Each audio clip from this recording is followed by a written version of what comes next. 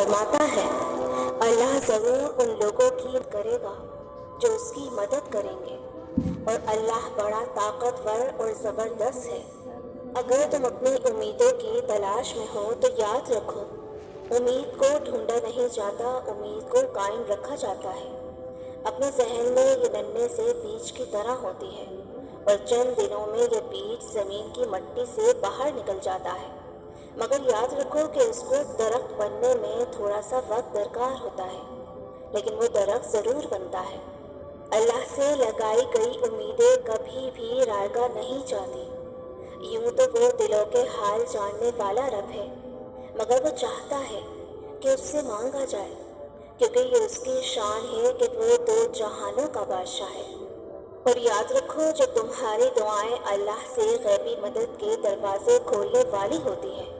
تو کچھ چیزیں تمہیں ضرور ظاہر ہوتی ہیں،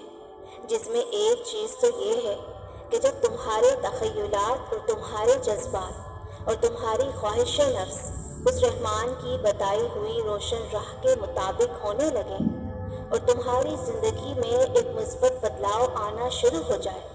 تو وہ رحمان تمہاری بقا اور تمہاری فطرت کی ہر مانگ پوری کرنے کے لیے بہترین اسباب بنا دیتا ہے،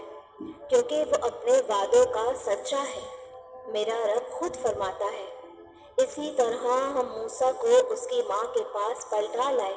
تاکہ اس کی آنکھیں ٹھنڈی ہوں اور وہ غمگین نہ ہو،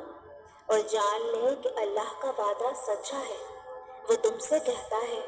مجھ سے وابستہ ہو جاؤ، وہ ہے تمہارا مولا اور بہت ہی اچھا ہے وہ مددگار۔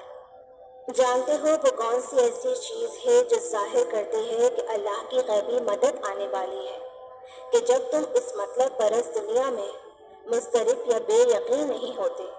چاہے تم پر کتنے ہی مصائب کے پہاڑ ٹوٹ پڑے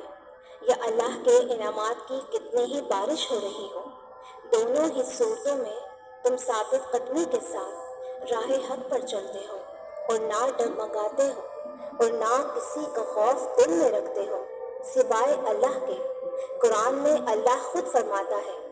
آخر کار ہم نے اس کو اور اس کے ساتھیوں کو ایک بھری ہوئی کشتی میں بچا لیا اور اس کے بعد باقی تمام لوگوں کو غرق کر دیا۔ یقیناً اس میں ایک نشانی ہے، مگر ان میں سے اکثر لوگ ماننے والے نہیں، اور حقیقت یہ ہے کہ تمہارا رب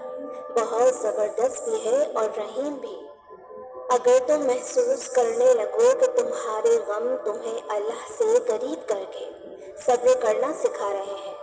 تو یہ چیز بھی ظاہر کرتی ہے کہ اللہ تمہیں بہت جلد اپنی مدد بھیجنے والا ہے۔